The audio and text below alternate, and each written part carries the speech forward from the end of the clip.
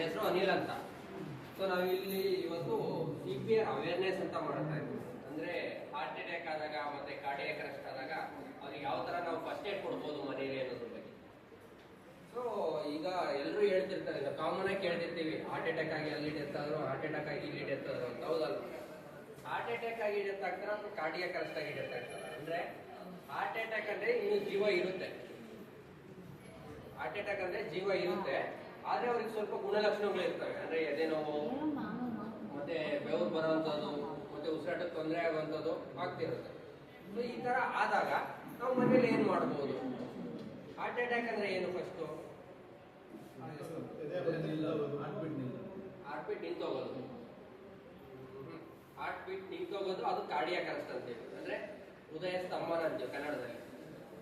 Heart attack ಅಂದ್ರೆ ಹೃದಯಾಘಾತ ಕನ್ನಡದಲ್ಲಿ. ಹೃದಯಾಘಾತ ಅಂದ್ರೆ ಏನಾಗುತ್ತೆ? ಹೃದಯದ ಯಾವ್ದಾದ್ರು ಒಂದು ಭಾಗಕ್ಕೆ ರಕ್ತ ಸಂಚಲನ ಅನ್ನೋದು ಕರೆಕ್ಟಾಗಿ ಆಗ್ತಾ ಇರಲ್ಲ. ಅದು ಏನಾದ್ರು ಕ್ಲಾಟ್ ಇಂದ ಆಗಿರ್ಬೋದು, ಅಥವಾ ರಕ್ತನಾಳ ಸಣ್ಣ ಆಗಿರೋದ್ರಿಂದ ಆಗಿರ್ಬೋದು. ಹೃದಯದ ಯಾವ್ದಾದ್ರು ಒಂದು ಭಾಗಕ್ಕೆ ರಕ್ತ ಸಂಚಲನ ಅನ್ನೋದು ಕರೆಕ್ಟಾಗಿ ಆಗ್ತಿರಲ್ಲ. ಅದು ಯಾವ ತರ ನಾವು ಗುರ್ತಿಡಿಬಹುದು? ಮನೆಯಲ್ಲಿ ಹೆಂಗ್ ಗುರ್ತಿಸ್ಬೋದು ಇದು ಹಾರ್ಟ್ ಅಟ್ಯಾಕ್ ಅಂತ? ಎಸ್, ಬೆವರು, ಮತ್ತೆ ಎದೆ ನೋವು, ಅದ್ರ ಜೊತೆಗೆ ಉಸಿರಾಟ ತೊಂದರೆ, ಸುಸ್ತು. ಸೊ ಇದೆಲ್ಲ ಕಾಣಿಸ್ಕೊಂಡಿದೆ. ಆದ್ರೆ ಈ ಎದೆ ನೋವಲ್ಲಿ ಬೇರೆ ತರ ಬಹಳ ಜನ ನೆಗ್ಲೆಕ್ಟ್ ಮಾಡ್ತಾರೆ. ಎದೆ ನೋವಲ್ಲಿ ಏನಕ್ಕೆ ನೆಗ್ಲೆಕ್ಟ್ ಮಾಡ್ತಾರೆ? ಗ್ಯಾಸ್ಟ್ರಿಕ್ ಅಂತ. ಹೌದಲ್ವಾ? ಗ್ಯಾಸ್ಟ್ರಿಕ್ ಅಲ್ಲಿ ಬರುವಂತ ಎದೆ ನೋವು ಯಾವ ತರ ಇರುತ್ತೆ? ಹಾರ್ಟ್ ಅಟ್ಯಾಕ್ ಅಲ್ಲಿ ಬರುವಂತ ಎದೆ ನೋವು ಯಾವ ತರ ಇರುತ್ತೆ? ಗ್ಯಾಸ್ಟ್ರಿಕ್ ಅಲ್ಲಿ ಬರುವಂತ ಎದೆ ನೋವು ಈ ಸೆಂಟ್ರು ಭಾಗದಲ್ಲಿ, ಇಲ್ಲಿ ನಮ್ಮ ಮೂಳೆ ಎಂಡಿಂಗ್ ಇದೆ ಅಂದ್ರೆ ಕೊನೆ ಭಾಗ, ಈ ಭಾಗದಲ್ಲಿ ಒಂದೇ ಕಡೆ ನಿಂತಿರುತ್ತೆ ಎದೆ ನೋವನ್ನು. ಅದು ಗ್ಯಾಸ್ಟ್ರಿಕ್ ಅಲ್ಲಿ ಬರುವಂತದ್ದು. ಹಾರ್ಟ್ ಅಟ್ಯಾಕ್ ಅಲ್ಲಿ ಬರುವಂತ ಎದೆ ನೋವು ಏನಾಗುತ್ತೆ? ಹೃದಯ ಭಾಗದಿಂದ ಶುರುವಾಗಿ ಅದು ಇನ್ನೊಂದು ಭಾಗಕ್ಕೆ ಮೂವ್ ಆಗುತ್ತೆ.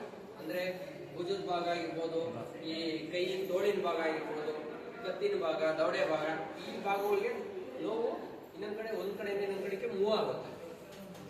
ಅದ್ರ ಜೊತೆಗೆ ನೋವು ಯಾವ ತರ ಇರುತ್ತೆ ಅಂದ್ರೆ, ನಾವು ಬಟ್ಟೆ ಇರ್ತೀವಲ್ಲ ಆ ತರ ಗಿಂಡು ಅಂತ ನೋವು ಇರುತ್ತೆ. ಇದೆಲ್ಲ ಮನೇಲಿ ಯಾರೋ ಒಬ್ರು ಹೇಳ್ತಿದ್ದಾರೆ, ಎದೆ ನೋವು ಬರ್ತಾ ಇದೆ, ಸುಸ್ತಾಗ್ತಾ ಇದೆ ಅಂತ ಹೇಳ್ತಿದ್ದಾರೆ. ನಾವು ಅವ್ರಿಗೆ ಏನ್ ಫಸ್ಟ್ ಏಡ್ ಕೊಡ್ಬೋದು ಅಥವಾ ಏನ್ ಪ್ರಥಮ ಚಿಕಿತ್ಸೆ ಕೊಡ್ಬೋದು? ಏನ್ ಪ್ರಥಮ ಚಿಕಿತ್ಸೆ ಕೊಟ್ರೆ ಅವ್ರಿಗೆ ಸಹಾಯ ಆಗುತ್ತೆ?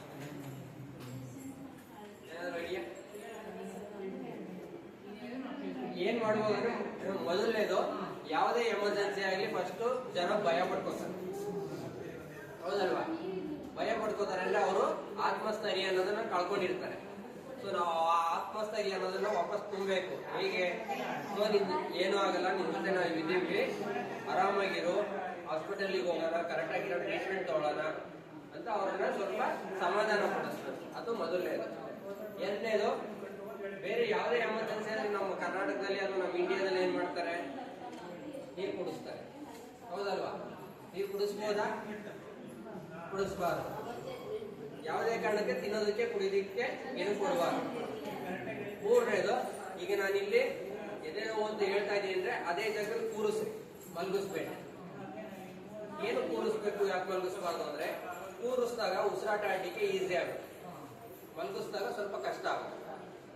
ಅದಕ್ಕೆ ಕೂರಿಸ್ಬೇಕು, ಮಲಗಿಸ್ಬಾರ್ದು. ಅದಾದ್ಮೇಲೆ ಒಂದ್ ಸ್ವಲ್ಪ ಕೂರ್ಸಿದ್ಮೇಲೆ ಒಂದ್ 5-10 ನಿಮಿಷ ಆದ್ಮೇಲೆ ಎದೆ ನೋವು ಸ್ವಲ್ಪ ಕಮ್ಮಿ ಆಯ್ತು ಅಂತ ಅವ್ರಿಗನ್ಸಿ ನಾನು ನೆಕ್ಸ್ಟ್ ಕೆಲಸ ಮಾಡ್ತೀನಿ ಅಥವಾ ಇಲ್ಲ ಬಾತ್ರೂಮ್ ಹೋಗ್ತೀನಿ ಅಂತ ಏನೋ ಹೇಳ್ತಾರೆ. ಅದಕ್ಕೆ ಅಲೋ ಮಾಡ್ಬಾರ್ದು. ಅಂದ್ರೆ ಕಂಪ್ಲೀಟ್ ಆಕ್ಟಿವಿಟೀಸ್ ಅನ್ನ, ಯಾವುದೇ ಕೆಲಸ ಅಥವಾ ವಾಕಿಂಗು ಕಂಪ್ಲೀಟ್ ಆಗಿ ರೆಸ್ಟ್ರಿಕ್ಟ್ ಮಾಡ್ಬೇಕು, ಅಂದ್ರೆ ತಡೀಲೇಬೇಕು. ಯಾವುದೇ ತರ ಮೂವ್ಮೆಂಟ್ ಅನ್ನ ಮಾಡಬಾರ್ದು.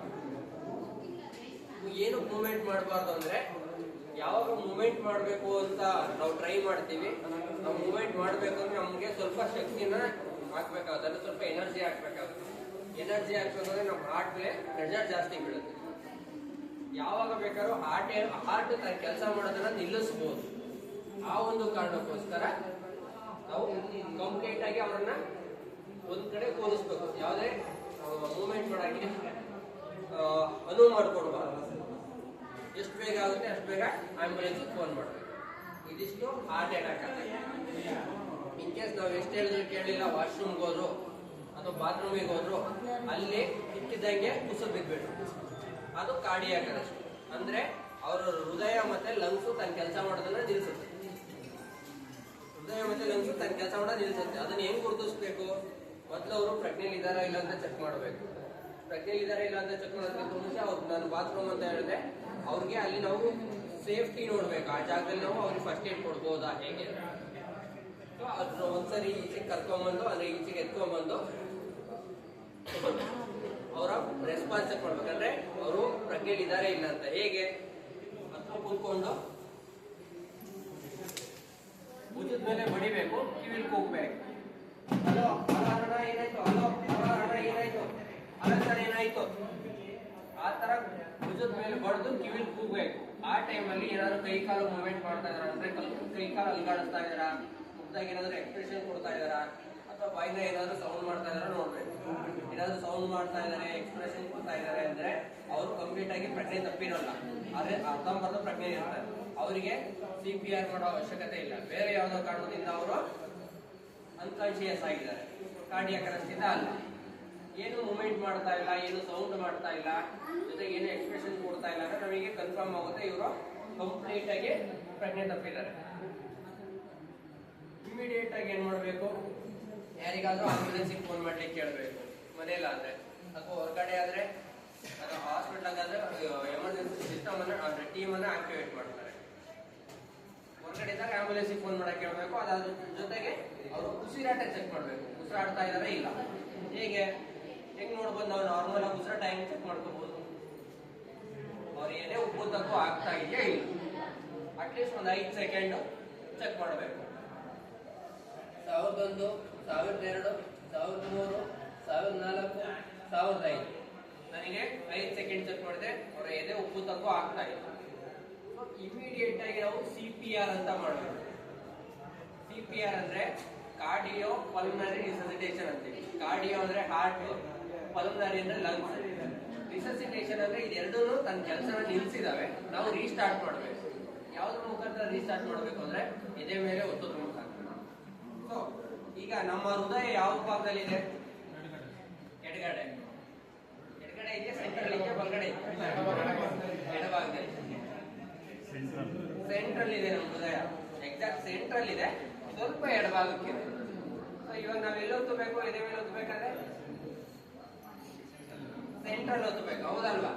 ಸೊ ಸೆಂಟ್ರ್ ಅಂತ ಹೆಂಗ್ ಕಂಡಿಡ್ಕೊಳ್ಳೋದು ಅಂದ್ರೆ ಈ ನಮ್ಮ ಎದೆ ಮೂಳೆ ಇದೆಯಲ್ಲ, ಈ ಎದೆ ಮೂಳೆ ಮೇಲ್ಗಡೆ 2 ನಿಪ್ಪಲ್ಗಳ ಮಧ್ಯೆ ನಾವು ಒಂದು ಲೈನ್ ಹಾಕೊಂಡ್ರೆ ಇಲ್ಲಿ 2 ಏನು ಜಾಯಿನ್ ಆಗ್ತಿದೆ, ಅಲ್ಲಿ ನಾವು ನಮ್ಮ ಫ್ರೀಕ್ವೆಂಟ್ ಆಗಿ ಯೂಸ್ ಮಾಡೋ ಕೈ ಇಡಬೇಕು, ಇನ್ನೊಂದು ಕೈಯಿಂದ ಲಾಕ್ ಮಾಡ್ಕೋಬೇಕು. ಯಾವುದೇ ಕಾರಣಕ್ಕೂ ಕೈ ಬೆಂಡ್ ಆಗಬಾರ್ದು, ಕೈ ಸ್ಟ್ರೈಟ್ ಆಗಿರ್ಬೇಕು.